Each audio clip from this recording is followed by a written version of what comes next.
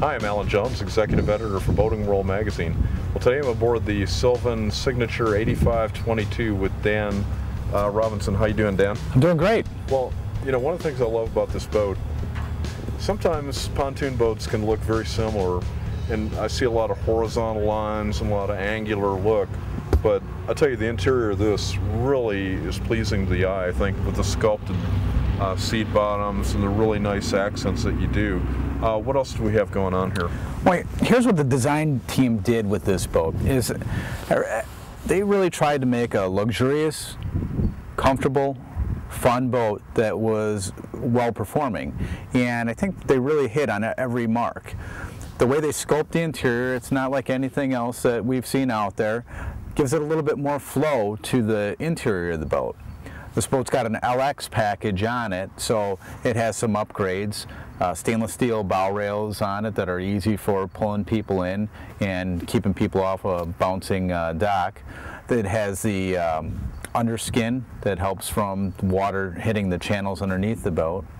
It also has a ski bar that comes with it in that package, an upgraded helm seat that gives you the high back, which is a real nice seat, and you get the Berber carpeting with that package as well. Really nice stuff. Now, one of the coolest things about this boat, we can't really show you, unless we had an accident on some rocks or something, is the underside. Tell me what's going on down there. Well, stay away from the rocks, I agree. On the underside, what we have is our patented RPT tube, rapid planing tube. And the great thing about the RPT tube is, in our fishing boat technology, we designed a real super smooth, fast planing V-hull boat. And our design guy said, why can't we bring that to the pontoons? Everybody's doing big pontoons or multiple pontoons or lifting strakes.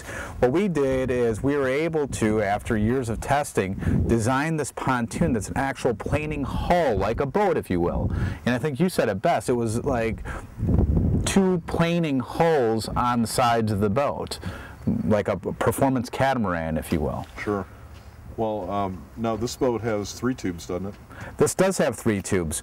We add the 3rd tube when we're wanting to put a really large motor on the boat and do a lot of performance stuff like wakeboarding, things like that, along with a heavy load in the boat, or if we're in excessively rough water.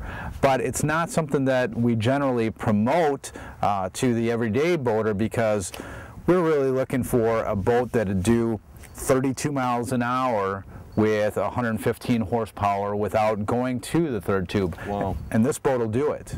That's incredible. I know we have a 150 on there, so I can't wait to go out and test it here in a bit. Right, this is going to be a really fast boat, probably 37, 38 miles an hour with the 150, and this does have the additional 3rd tube on it that you mentioned. Pressure's on. Well, there's some other little hidden treasures around on this boat. I think I'm sitting on one right here. Well, what you see here is we've incorporated in the helm a nice, smooth flowing fiberglass design that gives you a huge front cooler that's built into the boat. So you're not lugging in an igloo cooler on and off the boat. Right. Other interior upgrades that we did, if you don't mind me showing you, is we have this locked flip-up changing room. How easy is that? It's easy when it's not locked, but you can slide, you can slide your porta potty underneath there, and it's a great lockable storage unit. Well, I really like what you did with the netting here, because a lot of times this thing hangs down. You can never tuck it back under. It's always some piece of it's hanging out. That's a really nice way to handle it. Yeah, it took a little bit of engineering, but they were able to conceal it. And the great thing about that is you don't eat up the extra 2 feet in the back of the boat where you usually have a changing room. Right. Let's take a look at the helm and see what we have going on here. Okay, on our helm we have a burlwood accented, large face gauge, very active command center. You have a multi-position tilt steering wheel that's polished stainless steel, and a lot of leg room. So they did a real good job when they were putting this all together as well. I like those giant gauges too. That's pretty cool. The giant gauges are great, easy to read at a quick glance, and then it's all accented with a premium sound system with a nice little accent right here where you can tuck in your iPod or your phone and run it right through your AV jack. Well, one of the nice little touches I see in this boat is this different way of connecting the bimini top there. Well, what I like about that is you don't have to fumble around with the little screws or the pins. It's real quick in, quick out. You just pinch it and it pops into place for you. That's great. I hate the pins. Hate the pins. But nice little L lounge back here. What's going on here?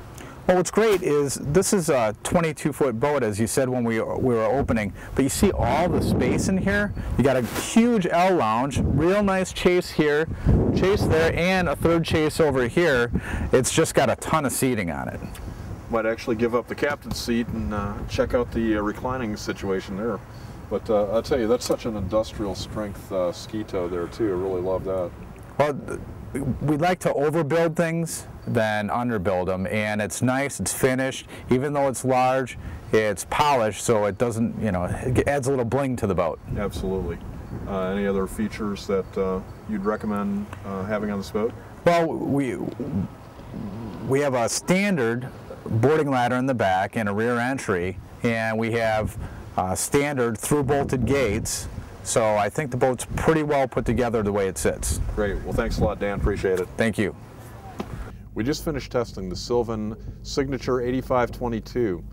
It's powered by Evinrude's 150 direct injected two-stroke, which is plenty of power for this boat. It has what they call RPT tubes, rapid planing tubes, and they're actually mini boat hulls.